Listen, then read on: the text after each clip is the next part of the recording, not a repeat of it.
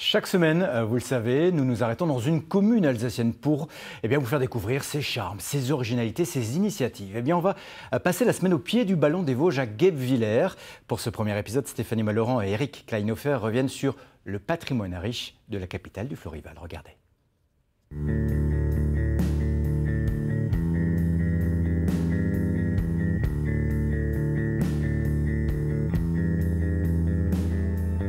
Pour ce premier épisode d'un lieu des histoires, nous sommes à Guebwiller, installé au pied du Ballon des Vosges. Cette commune de 11 320 habitants est un concentré de patrimoine et de culture.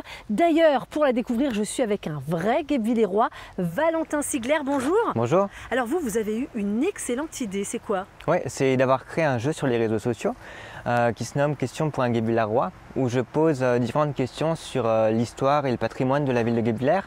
Et d'ailleurs, j'ai une question. Comment la ville de Guebwiller s'est-elle développée à partir du Moyen-Âge? Pour répondre à cette question, il faut se rendre au château de la Neuenbourg. Cette bâtisse du XVIIIe siècle accueille le centre d'interprétation de l'architecture et du patrimoine.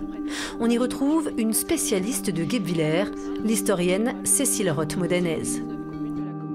On est dans une salle qui est consacrée à l'abbaye de Murbach et ce n'est pas par hasard que je vous emmène ici puisque Guebwiller, au 8e siècle, finalement c'était un domaine agricole, rien de plus.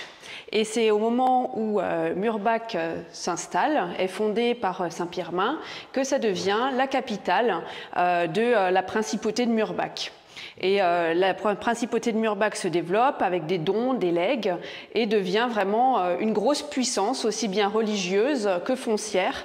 Et Guebwiller en devient vraiment la grosse capitale, avec tout ce qui va avec, l'église Saint-Léger, le Burgstall, la cave d'Imières, etc., jusqu'à devenir une ville qui se fortifie à l'intérieur de remparts.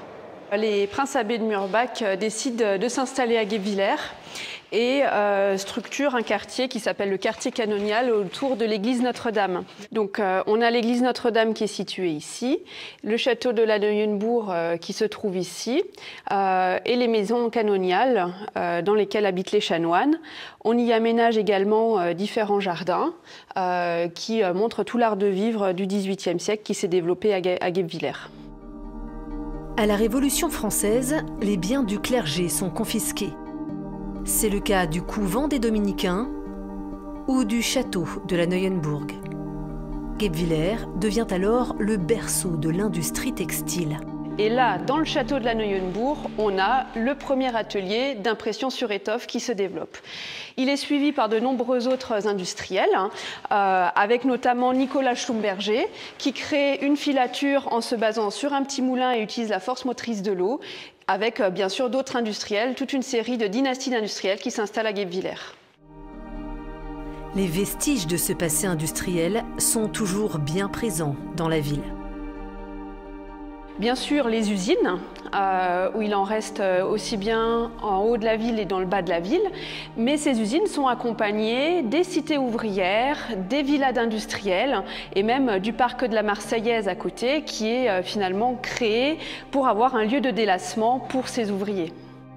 Demain, pour le deuxième épisode d'un lieu des histoires à Guebwiller, nous irons à la rencontre de Théodore Deck, le fameux céramiste et guebwillerois le plus connu au monde.